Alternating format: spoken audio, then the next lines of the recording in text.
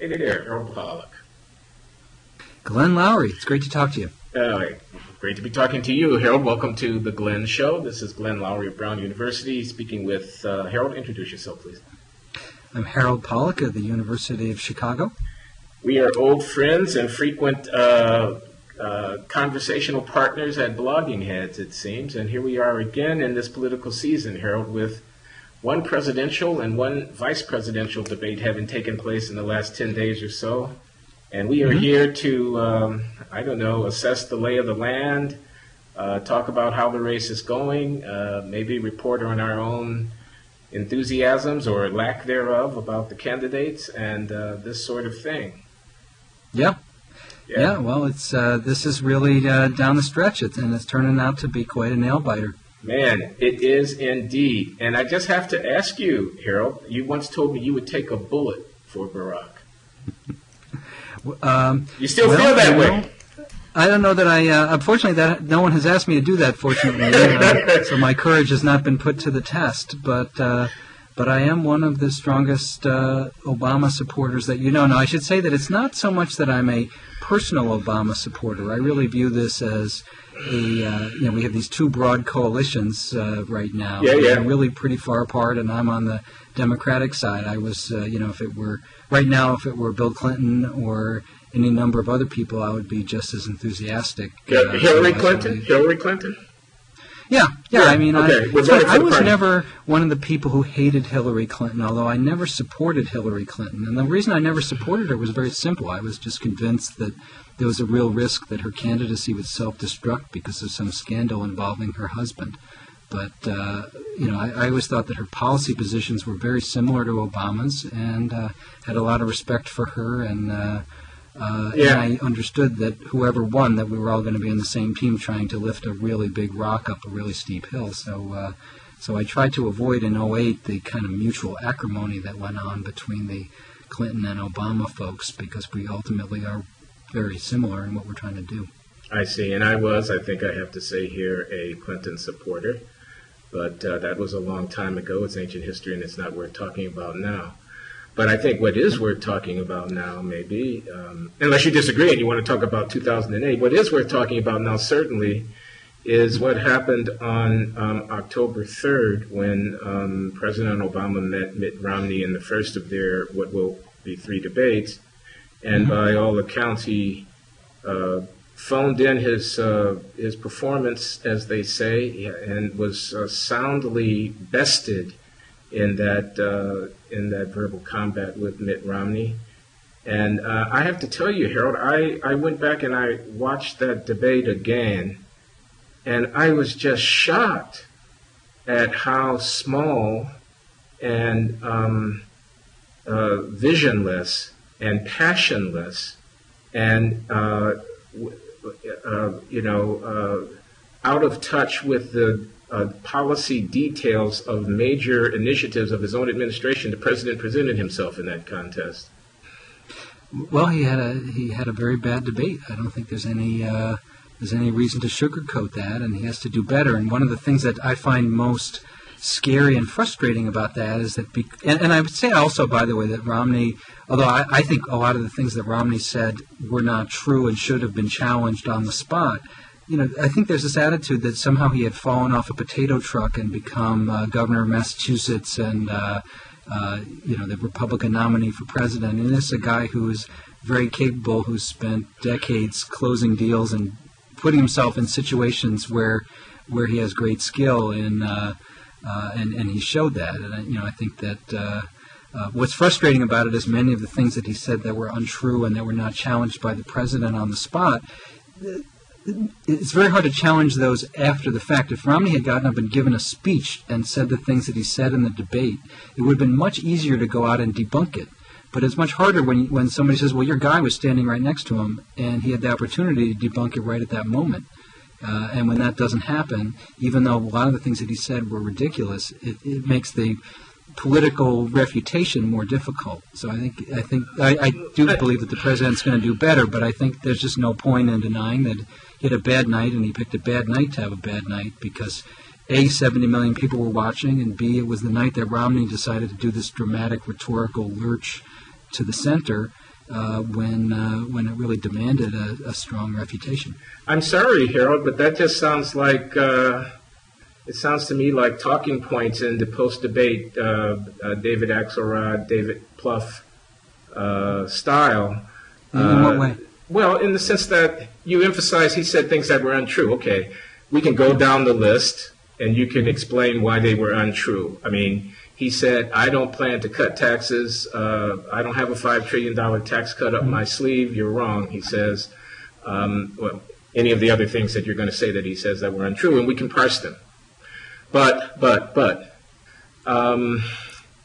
I was taking the measure of the two men in that debate, because one of them is going to be the next president of the United States. Mm-hmm. And I just don't find it satisfactory in a campaign where a lot of things are being said about the other side that are, well, stretches of the truth, unfavorable interpretations of what the other guy is after, softening of the hard edges of my own party's ideological, thing in order to try to win the central. There's a lot of sleight of hand stuff going on, and to sort of sum up Romney's thorough besting of the president in their face-to-face confrontation over the directions in which they would lead the country, the respective and different directions in which they would lead the country. To sum that up is, Romney's a good talker, but he's a liar. Right? Not that you said liar, but, just doesn't seem to be an adequate response to what was, on the one hand, a guy who knows what he wants to say to the American people about the basic outlines of his program. That's Mitt Romney. That came through pretty clearly to me. And a guy who doesn't seem to know what he wants to say to the American people after having been the leader of the free world for 4 years. I mean, how do I avoid an ad hominem inference from the information in those debates, whatever the merits of the particular programmatic details that they were advocating? And an ad hominem inference, that is to say, that's to the to the detriment of the president. Well, I think if that were the only time that I had seen those two people, I think that you're right, because the president was not impressive in that debate. But there's lots of other moments where we've seen both of those people, and to my mind, when I look at President Obama, I see a guy who, for all of the mistakes that he's made and so on, he's a guy who shepherded through the Affordable Care Act and gave 32 million people health insurance and didn't bail on it when many of his closest advisors wanted him to, and who has accomplished a lot of things that I find quite significant. And so I weigh that. I weigh 4 years of accomplishments and disappointments against a 90-minute poor performance in a debate. And when I look at Romney, I see someone who is a very protean figure, who is, I think, a very capable person. I think he demonstrated that. But I think is also a person who has a lack of constancy and a willingness to court an extreme conservative position, which he's now attempting to jettison. In fact, I think one silver lining, by the way, of that debate is I hope that a lot of Republican political professionals will look at this debate and they'll say, if this guy hadn't had to go through the Republican primary freak show, think of how well he would be doing right now, because he had to sort of so tack to the right on immigration and other issues in order to win the primaries that he's now, Romney is now forced to come back. There's, so that's my own response. I do think that the president has to do better in the next two debates. Where was the vision? I don't understand this. He had a bad night, so he's asked, Harold, are there any differences between you and Mr. Romney, Governor Romney, on Social Security? He doesn't give a coherent answer to that question. At the end of that question, I heard a few talking points, but I didn't hear a cleanly, sharply, crisply laid out, sort of framework of here's the architecture of the house that I would build in Social Security, recognizing the long-term financial threat to the system, and here's what my opponent would do, and here's the difference. I just didn't hear it. He was asked about the Dodd-Frank Act.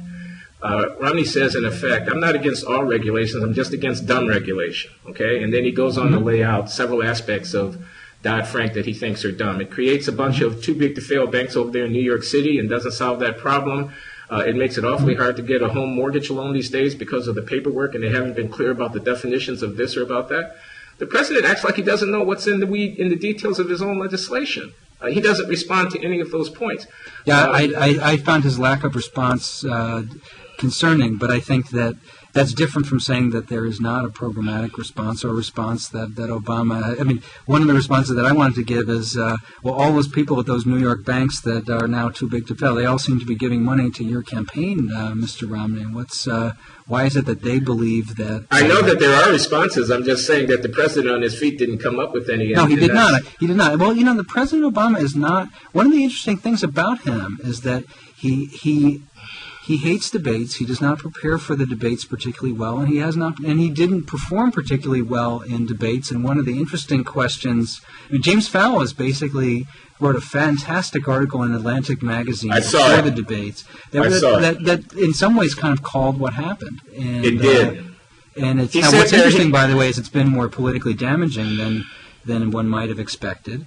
And now that the president has really taken a blow from Governor Romney. We'll see how well he can come back with it. But to me, the basic issue is I just don't see it as about. I think that the programmatic differences between these two people and these two coalitions are so clear that while I was disappointed that the president didn't do better, I don't see this as something that moves me when I think about my own preferences or when I think about. Harold, you're not the person who is going to be moved by anything, and there are people on the other side who are likewise. But many people in the middle are going to be moved, and evidently, from the trends in the polls of late, have been moved by what they saw there. Yeah, well, I think that's true, and I think that has to be. The president's got 2 more debates, and he's got to perform more effectively, and. Let me say something about this. I was not at all surprised. I'm not at all surprised that there has been some consequence in the polls to the president's performance, because I have thought for a long time that the image of the president benefited from a certain mythic, fictive, constructed aspect, a certain narrative of what his ascendancy represents and who he is and what he's doing, both in the international arena and with respect to domestic policy, that was at least at some distance from the facts. I mean, I wonder if what you have just said about he shepherded through, et cetera, the Affordable Care Act is actually true. I don't know how I came by it, but I have the distinct impression that Nancy Pelosi and Harry Reid had a lot more to do with the Affordable Care Act becoming law than did Barack Obama. Well, Barack Obama. Let me just finish my thought. They were important, but there were key moments in that debate when not for his own actions, it would have. No, hold on a minute. And there were certainly moments in the debate where if it wasn't for Nancy Pelosi's action, just a minute, Harold. I'm going to finish. I just want to finish the thought here. Okay. The thought was this. The reason I'm not surprised that the campaign of Obama has taken a real hit from his poor performance on that night is that much of the support depended upon what I was referring to as this mythic or fictive aspect of the narrative that has grown around him was blown up by that poor performance. People couldn't square what it is that they've been told that Obama is with what it is that they saw of the actual Obama for 90 minutes in front of their otherwise lying eyes. So it's as if some kind of emperor has no clothes dynamic is implicated in his poor performance, and that would then have a very substantial electoral consequence. Well, I think that there are some people who had that reaction, but all I can say is that there have been, and I can tell you I followed health reform very closely, and there were many moments in that when he showed skill and determination, and he was not the only one. I think Nancy Pelosi played a very valuable role in that as well. But he believed in it and got it done. And so I think that I've seen the guy with his clothes on, and I think that's overly harsh. But I also think that as people, I do think it's really important in American politics to understand we have an increasingly parliamentary political system where we have these two parties. And I think, by the way, that we have some serious pathologies that come from the fact that we are so polarized, and yet we have institutions that are not designed to deal with polarized parties. But I think we have to really debate. I think we on all sides we really are way too invested on the individual persons of Mitt Romney and Barack Obama, and either demonizing them or worshiping them. And I think that I do think that there's no question that a lot of presidents. I'm sorry, Harold. Nobody is worshiping Mitt Romney. Nobody's worshiping Mitt Romney. I said I don't think there's anyone who's worshiping Mitt Romney. I think worship is a characterization that would have to be reserved for this phenomenon that accompanies the invention of Barack Obama. Worship? I don't think anybody's worshiping Mitt Romney. That's a side point. Well, I think that's probably true. But I think that we are way too focused on the politics of personality and on individuals. Yeah, I got it. Okay, where they fit. So let me ask you to respond to this. Coalition. Respond to this. I don't think he got it done. The Affordable Care Act hangs by a thread. It hangs by the outcome of the next election. Mm-hmm. He didn't get it done. You said he got it done. I asked you to respond to this. He didn't get it done. The Affordable Care Act hangs by a thread. The way in which it was passed and the politics that it engendered, including the midterm elections of 2010 and the dynamic of this 2012 race and the upsurging of activism that we call the Tea Party and all the rest of it, tells me that it's not yet done. This is not yet Medicare. It may yet be. It may be the New Deal incremented, into the 21st century. It may come to be a pillar of the growing American welfare state, but that remains to be determined. There was a Supreme Court judgment which gave it a breath of life, and now there's an election that's coming. It hangs by a thread, so it's not yet done. I'm just making the point that a historian, I think, might make about this taking the long view. An act was passed, but the country has yet to actually fully get behind it. The president is, I could go on, but you see the point. It's not yet done. I think that's why I'm so energized about this election. There's an incredible amount riding on it. But I do think that President Obama made a very significant accomplishment in passing the Affordable Care Act, and you're certainly right that it has yet to become fully embedded in public policy and in American culture. I must say that it's interesting. Today I called 50 voters today, and which I think by anybody who's interested in politics should do some retail politics, because I think it's really important. And by the way, I heard some of the people I talked to spoke about the debates in the way that you spoke about the debates. So I think your point is certainly well taken. Well, that's a comfort. It's not a comfort to me, but I see what you're. No. But it was also striking how. So I talked to this woman who's pro-life, who is opposed to gay marriage, and we had a long conversation. And she's voting for Obama, and she's voting for Obama because her mother's about to go into a nursing home. And she's really concerned about Medicaid, and we talked about Medicaid. And there is,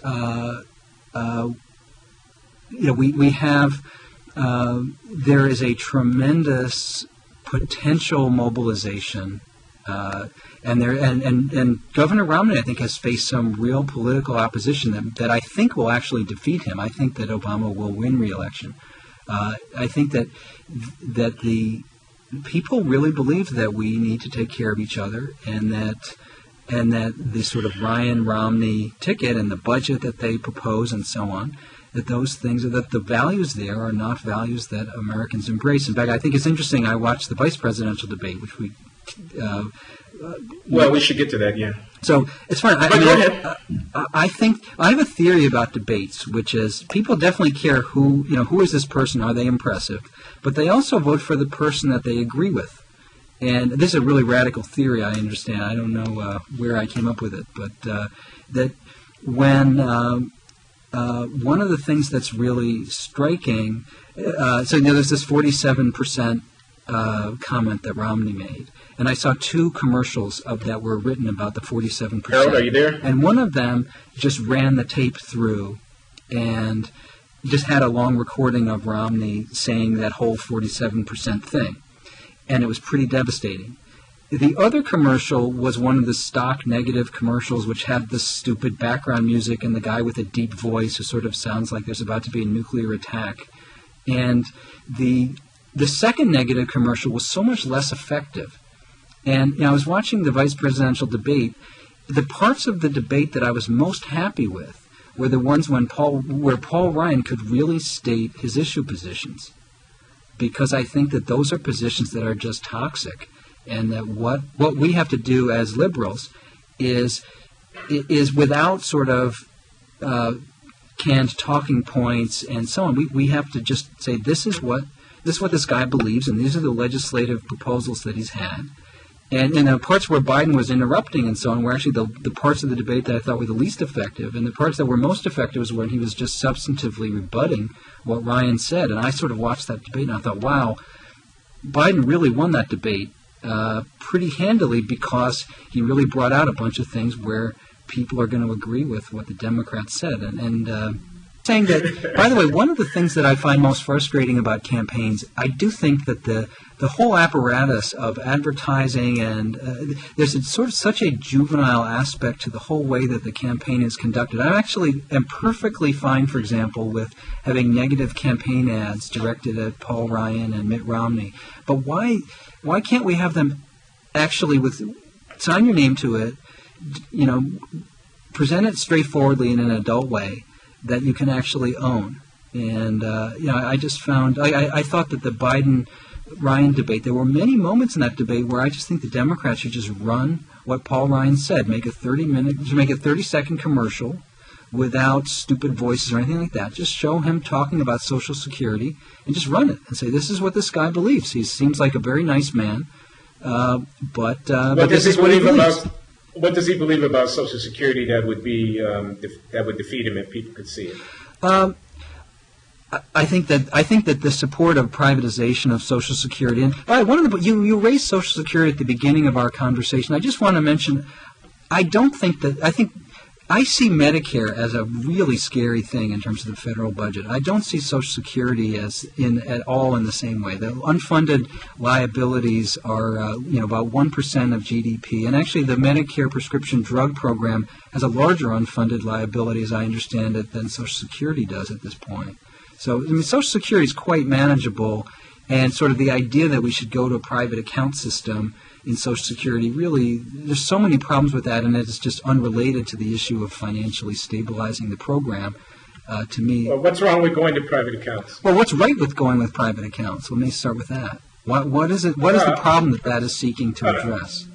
No, I'm not advocating anything. I want to know what's wrong with it. Well, I think there's two things. One is if we have individual investors taking a riskier profile in their Social Security accounts, I think we run a serious risk that either individuals will mismanage their retirement accounts, or that the stock market will tank at the wrong moment, and we'll have to somehow deal with some pretty serious issues about what do we do about people who now are approaching retirement, having made poor investment decisions. Okay, now why does the federal commitment to tax people? It's the same economy whose stock market might tank, and generate revenues through taxes in order to pay out the retirement benefits, get around the problem that the return on assets fluctuates over time. Well, we have a set of government securities that we are investing in with our Social Security reserves that at least minimize the volatility of that. No, it's an economic question. How is the government able to spread risk better than a well-managed mutual fund in which a person can invest? I invest in Fidelity. They buy a portfolio of securities. The market goes up and down, but they hedge and they spread the risk so that on average I don't bear as much risk as I might if I were an individual investor buying stocks on my own. Well, we can hedge some risks that way. But certainly there are systemic risks that you can't hedge that way. And you and I both have the foundation. First of all, we're at a higher level of wealth, and secondly, we have the foundation of the underlying security system as it currently exists that allows us to invest in our 401ks more effectively. And we, of course, also have the whole behavioral economics literature about how people actually invest, which we would somehow, if we had privatized accounts, we would somehow have to deal with the issues of suboptimal decision making by people. Okay, that's a separate point. Yes, I just want to keep the 2 points separate. One of them is about the government has the ability to spread risk more effectively than individuals might do, and so having the old age insurance coming through the public rather than relying on private accounts relieves people of the need to bear those risks. And I just want to observe that assumes that those risks, those systemic risks that you talk about, are actually insurable at the government level, and it's not at all clear to me that that's the case. Yeah, by the way, that's a very interesting issue with long-term care, where some of the biggest issues in long-term care are really, what happens if we suddenly increase the lifespan of people with Alzheimer's, but we don't increase their functional capabilities, and so so suddenly we double the cost of care for people with Alzheimer's. That's a systemic risk that we haven't figured out how to deal with. And I don't see that it's hedgeable by the government either. Well, it's not hedgeable by anyone, really. I mean, the government is in a better position to hedge that risk than a private life insurance company would be, because it has greater ability to tax in the future to deal with that. But these are really massive issues that we haven't faced as a society. But I do think, by the way, as a political matter, that if you present if you present Paul Ryan saying that, you present the data which he was a key proponent of Social Security privatization, and you just show a graph of the Dow Jones Industrial Average for the 5 years after Paul Ryan made that statement, that would be a pretty devastating commercial. And yeah, but if you show it for the 15 years before, it would go in the other direction. Yeah, that's true. There may be. By the way, that's not an argument. But on a larger point, I think actually it's interesting when you criticize the president because he didn't have an effective response on Social Security. I think actually what really has to happen with Social Security, privatized or not, is we have to somehow reduce the benefits to some group of people on Social Security. We have to somehow increase Social Security taxes so that it comes into balance, but it's basically pretty close to being in balance right now. And the real problem is we have to act quickly for a really long-term problem, and our political system doesn't want to do that. Medicare is a much more serious problem. Especially, hold on, let me just get something in here on Social Security. Exactly, the problem is not immediate in Social Security, as is the case with Medicare, but it is a problem for the longer term. The retirement age has to rise over the long term. Do you agree? I'm not sure about that. I think that you and I are in the types of jobs where it's easy for us to work for a long time. So I think if I were working as a sanitation worker and picking up garbage cans and carrying them down the driveway, I would probably have a different view. I understand the point that if the retirement age were to rise, that would impose costs differentially on people based on their social class. But I asked a different point. The point was whether or not, with life expectancy increasing and with the finances of Social Security over the long term being such as they are, relatively more retirees per worker, implying an ever-increasing tax on those who work, that some adjustments, this is certainly my impression, need to be made, among which one is that the retirement age might need to go up. I think what I would do perhaps you don't agree. I think that I think affluent retirees have to, in some way or another, either be taxed more or get lower benefits. One form of that being a delayed retirement age. I think I would probably, especially because the expansion of lifespan has been almost entirely in the top half of the income distribution. I think I would want to make sure that the changes we made to Social Security were progressive. Because if you actually look at whose life is getting longer, it's really people at high education and income levels. So we are the people who should be making the biggest sacrifices to keep the system in balance, in my personal view. I don't know about that at all, but that's a separate argument. I mean, why? First of all, I'd want to verify for my own sake what this incidence of increased longevity by Aaron Carroll has an amazing graph. But both wages and education level are endogenous, and the actions that people are taking about preserving their health are also endogenous.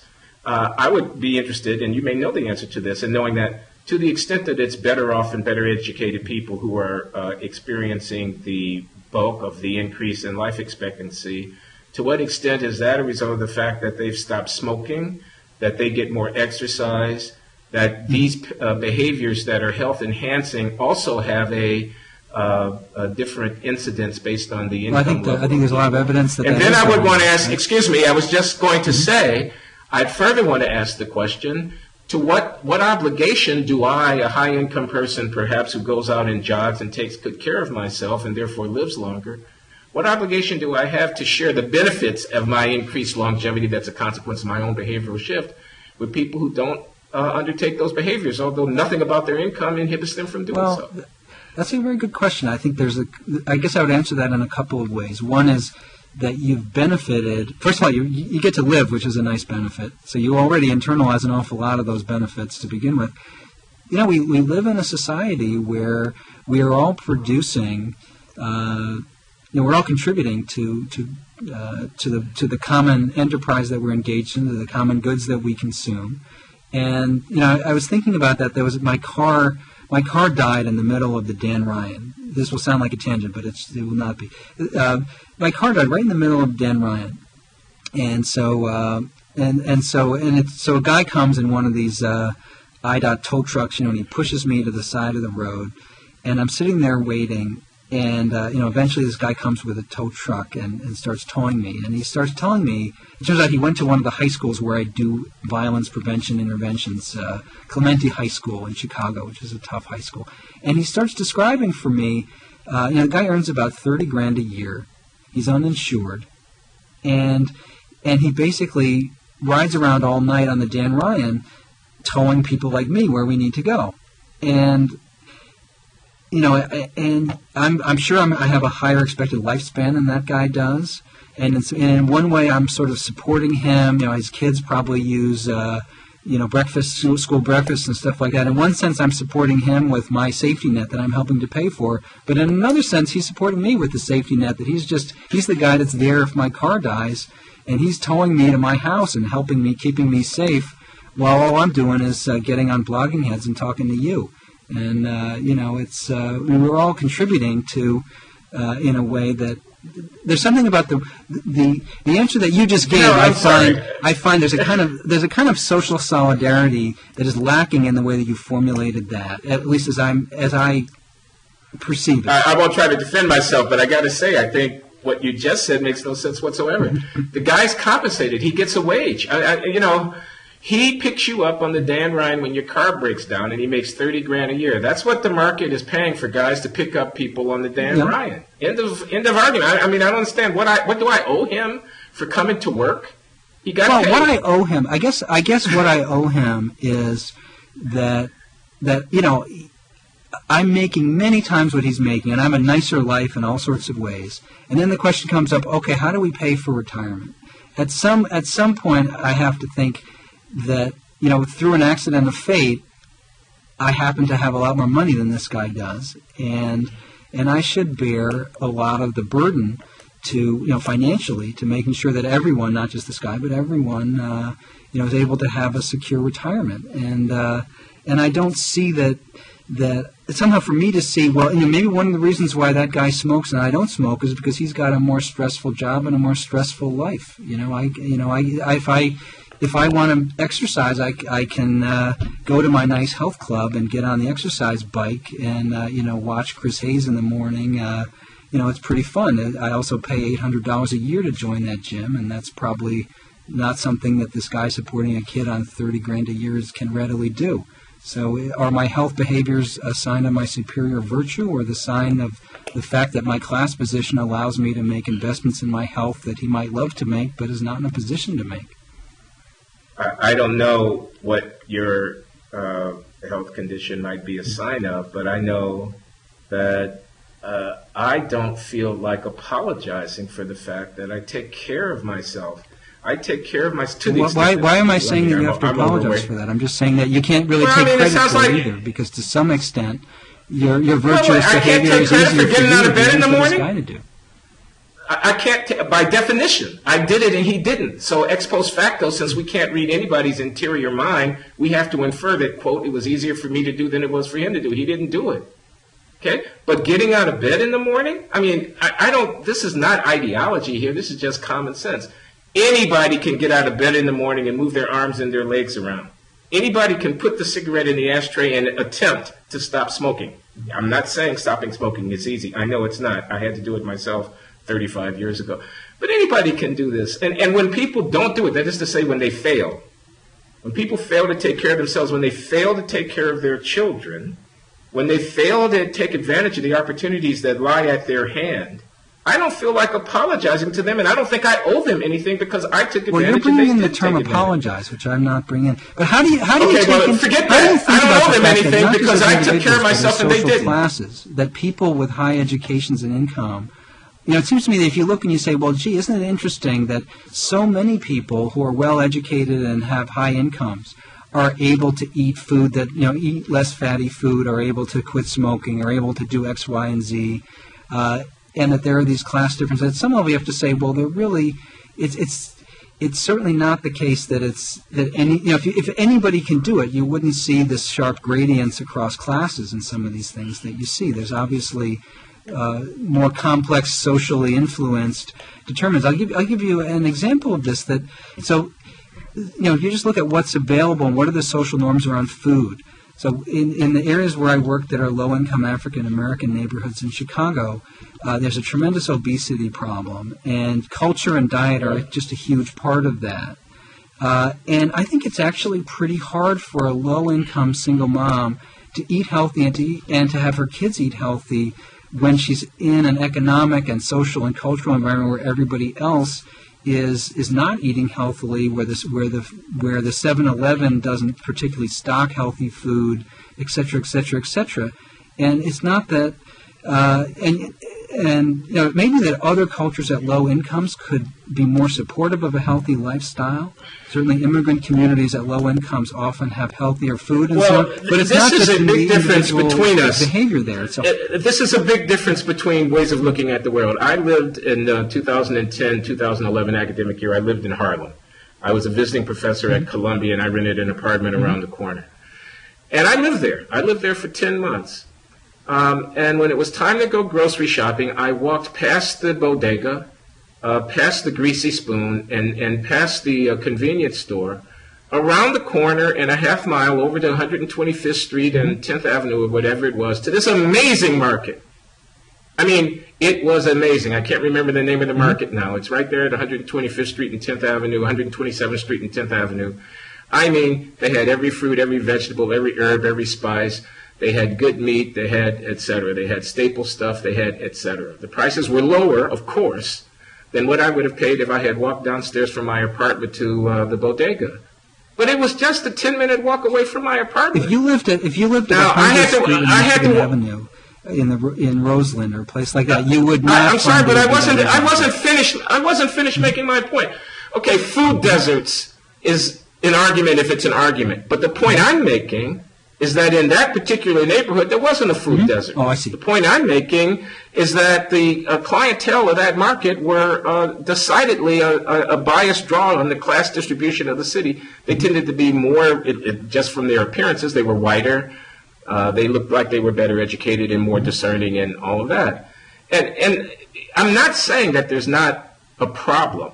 What I'm saying is that I don't think that it's a structural problem always. I think that it may be a problem, and I don't know, perhaps you would agree with this. People can be educated. People can be brought from the influences of their local culture. Absolutely. I think one of the things that people understanding need to, I think part of that is also calling on people to say, hey, we have to live differently.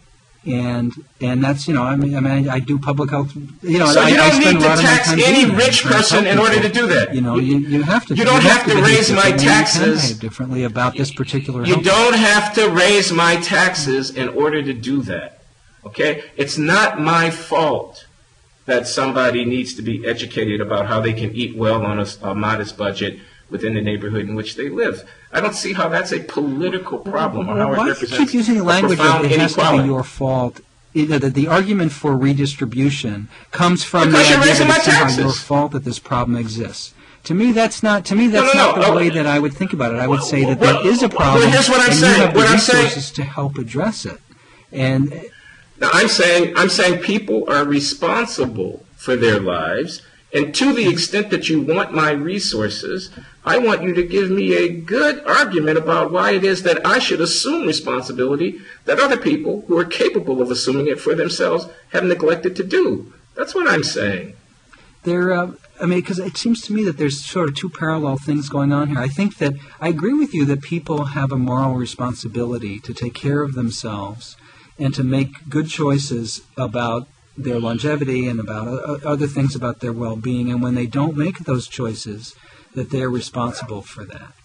I think that's a different question from how do we structure a social insurance system to help people who either because of their own choices or for other reasons have low health status or have low income in retirement that we think is too low relative to what could be provided in an alternative setting. And it seems to me that it's important to keep that separate. I think that it's completely legitimate to say, you really have to take greater responsibility for your health, and here's some ways that you really need to be doing that. I'm totally in favor of that.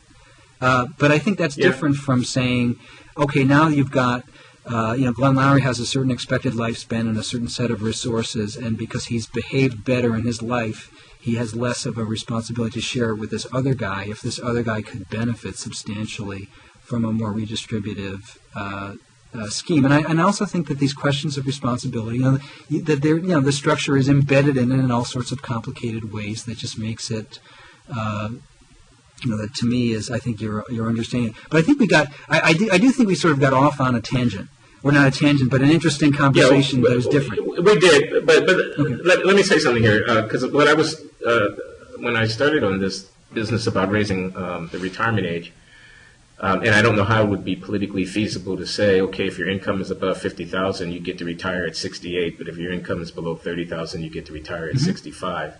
But anyway, however that might be worked out, I started down this road because I wanted to observe in the vice presidential debate when Martha Raddatz asked Vice President Biden directly, what's wrong with allowing the retirement age to slowly increase over time if that would be a help in solidifying Social Security over the longer term? He never answered that question. And my point here is not just to criticize the fact that he wasn't directly responsive. My point here is to say that the demagogic dimension of this Social Security debate, some people want to push grandma under the bus, but we don't. We want you to keep your Social Security. Slides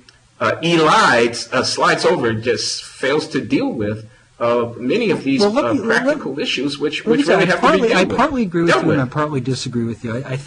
I must say my own attitudes about intergenerational equity or intergenerational justice issues. And I know, since Larry Kotlikoff is running for president, I don't want to help him if he's going to steal votes from Obama. So. Well, he's not running anymore. He's withdrawn. That's a relief.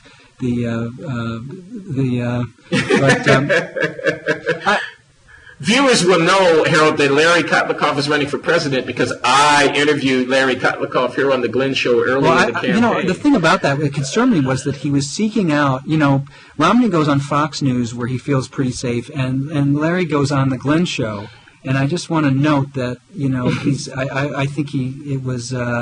I was getting worried there that he had a strategy to avoid the kind of critical scrutiny that Hey, man, he didn't get a free ride on the Glenn Show. I was on it, man. You were. That's probably why he withdrew. No doubt. But, my attitudes have kind of hardened about some of these intergenerational issues. And it's partly because when I've been advocating for health reform, seeing a group of seniors, some of whom take a really absolutist and zero-sum approach to social insurance that I really found very troubling, because Social Security is a very manageable issue, and the downside risks for Social Security are kind of limited. We pretty much know, actuarially, we pretty much know what it's going to look like. Medicare is genuinely scary, and because the costs are out of control. The costs are. I don't think we're going to bend the cost curve for a long time. I think the costs could potentially become very severe. And also we have a politics around Medicare that makes it very difficult to make sensible decisions, even though, we're talking about, it's a much worse problem than Social Security. The numbers are much worse and much less bounded. The worst case scenario is much worse. And And when I saw, for example, when you refer to demagoguery, I look at the way that Mitt Romney is campaigning to the current generation of seniors over the Medicare cuts that are in the Affordable Care Act. So, and I would say about half of the cuts in the Affordable Care Act to Medicare would be quite reasonable to do if health reform didn't exist. The things like cutting payments to Medicare Advantage, which are overpayments that we're making, and to see people, and half of the cuts I would say are things that are either trying to make up for increased financial flows to hospitals that are going to come from health reform, or just cuts to Medicare that we need to free resources. Just to be clear, this is the famed $716 billion that you're talking about now. I mean, to me, the demagogic way that the current generation of seniors are being encouraged to, this idea that we have this new entitlement for other people, and we're taking away money from you, and this is, going to the villages in Florida to campaign against Obamacare, when you have this very advantaged group of seniors living in one of the poshest retirement communities in the United States. My father lives in that community. I've been there many times. I hope I've described accurately his own material situation, because I certainly wish him well. I haven't seen any poor person anywhere within sight of the golf courses that surround the village. When I look at that, and I look at they're all doing well. People, I look at what's happening in Medicaid. The part that I find the most offensive, I wish that we would not sort of. The part of the Romney platform that's really awful is in Medicaid. And you can just present what the budget is that they have. You don't need to make up any scary talking points about it. They're going to cut federal support for Medicaid by 1/3 10 years from now. And you combine that with overturning health reform, and it's and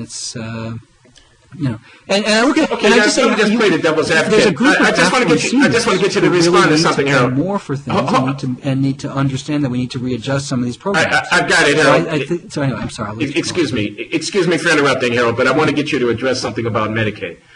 So, and I'm not advocating anything here. I want to be clear. But Romney says in the debate, let the states take care of their own poor. This was another one of the points that Obama didn't respond to. Okay? It's a very clear vision from Romney. Okay? I gather it's wrong. Okay? But it's a very clear vision. He says, block grant the Medicaid stuff back to the states. Let the states take care of their own poor. Okay? Now, if you had been able to kind of ventriloquist on the president at that moment, what would have been the sort of ideal response to that argument that we can return the federal money to the states? And of course, the states can tax their citizens if they want to be more generous to their poor or whatever it is. It doesn't have to all come from the federal government. What's wrong with this argument of Romney that let the money go back to the states and let the states take care of their own poor? It of course has to be coupled with, and we're, by the way, going to give a lot less money. So it's both the block granting of it and the immediate and significant reductions to the budget. Okay, I amend my statement in that regard, but just let me say that the states can raise taxes on their own people if they get less money from the federal state's ability to tax money for redistributive purposes for reasons that you and I are familiar is much more limited than the federal government says. And by the way, let me ask you a question before I give my answer. Suppose he had said the same thing about Medicare. Suppose he had said, why don't we allow we have all of this one-size-fits-all approaches to all of these 75-year-old people who need angioplasties and so on. We're going to allow the ingenuity of the state of Illinois to find better solutions to the problem of health care for the aged and devolve this from Washington. Would you support sort of the same logic to say, let's let the states take care of the elderly in the same way? Well, I would not, and I may answer my own question here, but my response to that would be the states are greatly variable with respect to the resources that are at their disposal, and that if we return Medicare to the states, given the magnitude of the program financially, the states that are less, because implicitly in the federal subsidy of Medicare, the federal underwriting of Medicare, there's cross-subsidy between the states. The rich states are getting less than they're putting in effect. Their taxpayers are putting into the federal fisc. And the poor states are getting more. And if you return it to the states, the poor states aren't going to be getting that cross-subsidy. The rich states will be just fine, and they may even do a little bit better than the federal provision. But the poor states, per force, will do a good deal less well than the federal provision. And the citizens in those poor states are no less entitled to being taken care of in this compact of mutual social obligation than are the citizens of the rich states. That's a pretty good answer, and that's a pretty good answer when it comes to Medicaid. You know, I was once on a federal panel looking at how we distribute money for AIDS care. And we had people from all over the United States who were all recipients of Ryan White care funds. And we had someone from the famous Walker Clinic in Washington who was talking about how they used their money to do all sorts of really innovative therapies. And people were also, you know, they were group, they would use drama and various ways that they would help people deal with their traumatic psychological consequences of living with HIV and so on. And then this guy gets up from Jackson, Mississippi, and he's got tears coming down his face. And he's saying, you know, what I really want is a pulmonologist, because I can't get anyone in the state of Mississippi to come and treat the obvious symptoms of my HIV patients, and the state government will just not give us any money to do anything beyond what the federal government forces them to do. And the reality in Medicaid, I mean, if you look at South Carolina, you know, where they have a Tea Party governor, it is amazing. So she did, I think this was actually forced back to some extent, but she cut the number of meals per week in the Meals on Wheels program. She cut hospice benefits in Medicaid. All over the United States, you see right now, before they block granted, you see states have really cut back on essential benefits for people that have tremendous human consequences, and we have not as a society. I mean, I think the distinction between Medicare and Medicaid is really who do we regard as equal citizens who have earned who have earned the benefits that they have, and who also, we absolutely have to make sure that these people are well taken care of. And if you believe that a group of citizens has such a pressing claim on public resources that we really have to make sure that they get what they need, you don't say this is something we devolve to the states. Devolving to this, the block grant is, in my view, there's several things that disturb me about it. One is it creates an atmosphere of plausible deniability where essentially what Romney is saying, we have to cut Medicaid. And we have to cut Medicaid much sooner than we have to cut Medicare, even though Medicaid is a much smaller fiscal problem. And instead of the federal government actually owning those decisions, what I will do is I will give the states a lot less money. And I will force them and give the incentive for them to cut these benefits in a way that I'm personally not accountable for. Right. And so if the state of Texas doesn't feel that people on Medicaid deserve decent medical care, I'm going to give them the freedom to do that. And to me, that is, I think that's that point. The only thing that makes me feel good about that is I think that the American public has greater decency than that calculation accounts for. And one of the things that I find actually very gratifying about the current campaign is that people, especially when you tell people, you know, 2/3 of the Medicaid money goes to the elderly and the disabled, people reject that as a federal policy. That turning this back to the states is something that people are really not going to accept. I also think, by the way, that the governors, it's interesting which governors want this and which governors don't. Yeah, go ahead. Can I just interrupt for a minute, Harold? Just for a minute, because with the Personal Responsibility and Work Opportunity Act of 1996, the Congress and the President did precisely that with respect to aid to families with dependent children. They did, although AFDC was a very small program, and in many ways they actually expanded provision to the poor at the same time. I think welfare reform is a more complicated story because it was really saying we're going to shift our welfare state to provide much more generous support for working poor people and less generous support for non-working poor people. And, you know, TANF was always a small program with a small budget. By the way, I thought until maybe 2007, I would have said welfare reform on the whole was a success. I think now I'm much more ambivalent about it because you see how during the current recession, how that the caseloads are still so low, even though the economy is in such bad shape, that the program is just not responding to widespread need. Well, I have to say that at the time, and this has now been 15 years, I told people that you've just engaged in a massive shift of risk-bearing putting business cycle risk on the shoulders of poor people who are going to have to go to the labor market in order to get their sustenance. And when the labor market turns down, they're going to be worse off. And we were, in effect, underwriting them by guaranteeing them transfers under the old AFDC system, which they now have to work for. So, anyway. But I think, by the way, that this is not going to look like welfare reform. First of all, you're talking about a program that's 15 times the size. And you're talking... Yeah. I mean, Medicaid engages real interest groups of middle-class people and of service providers. And it's not going to look like welfare reform in any way. It is so I think that the analogy that people draw is misleading. Although I worry that there will be a competitive politics within Medicaid that, like I think, for example, just to bring in the personal, I think that people with developmental disabilities will fare very well if you pass things back to the states and you require the different recipient groups to fight. Because I think people really, there's tremendous public support and empathy for the developmentally disabled. I think other populations in Medicaid, will fare much less well, and they may well be treated quite cruelly if you make this into a real competition for resources.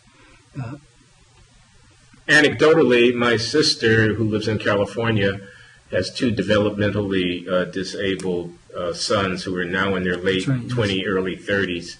And she's one fierce sister, okay, in terms of getting out on the barricades and fighting for what she believes that she's entitled to in terms of support for her kids.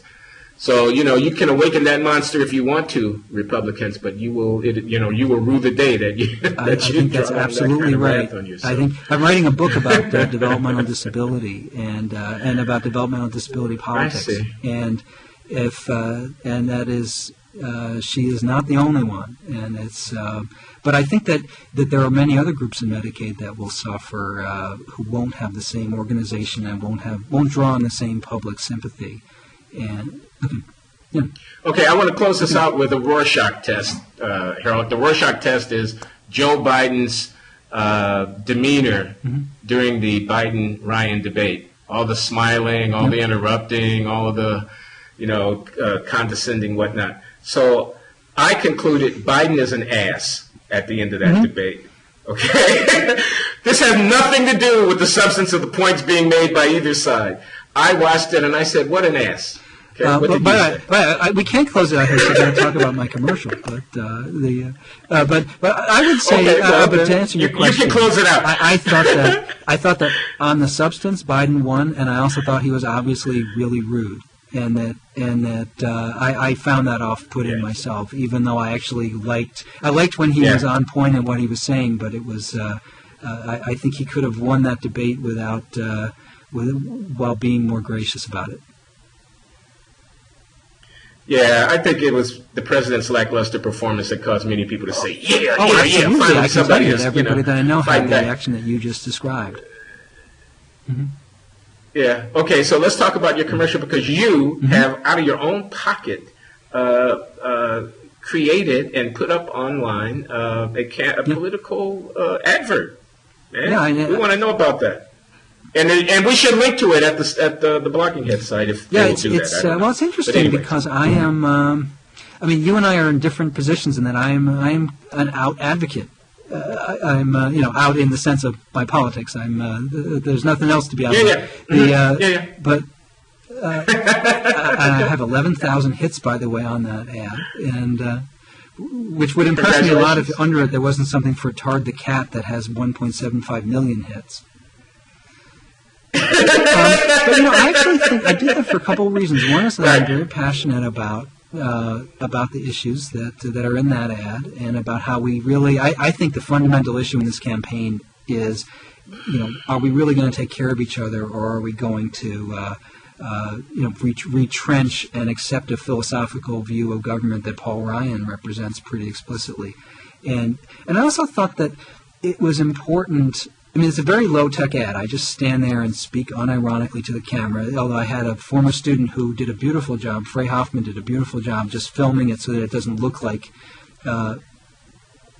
It's very impressive, Harold. I've seen it, and it really looks like a political advert. I mean, The thing that I professional. thought was important also was to just sort of say it and to talk to people like adults and to say this is what I believe.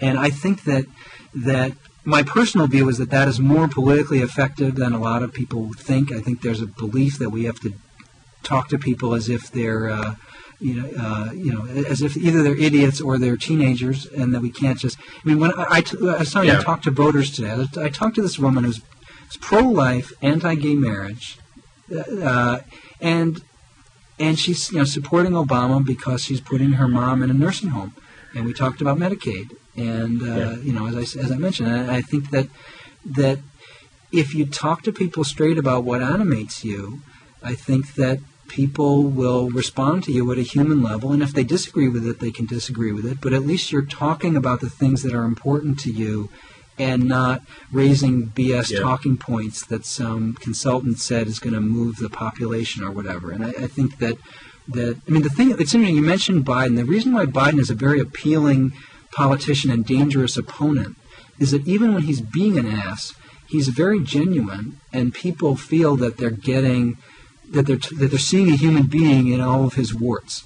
And so he's almost gaffe-proof for that reason. And when he says, give me a break to Paul Ryan, people are like, you know what, Ryan, Biden should have expressed it differently, but give me a break. That's the reaction a lot of people have,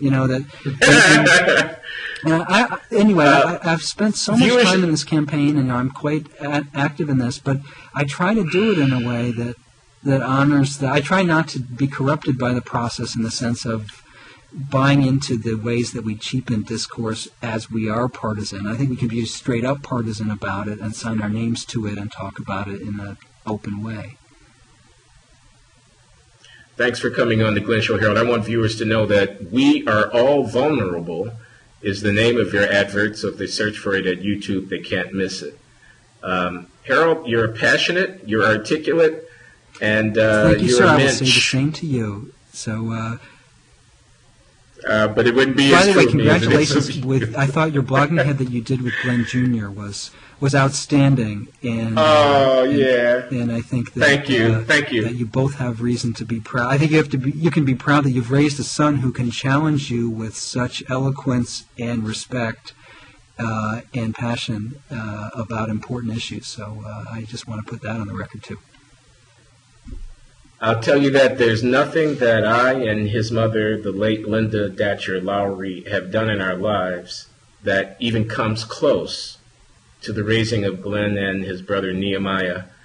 And I got such joy from that experience, I can't tell you. We're going to do it again. Well, I tell you better my son practice Glenn before and you go on with him again. It was though. just a wonderful experience. I don't want to make one of those Obama, If you try to phone in my interview with him. it's not going to work. I just want you to know. Bye-bye. Take care, Harold.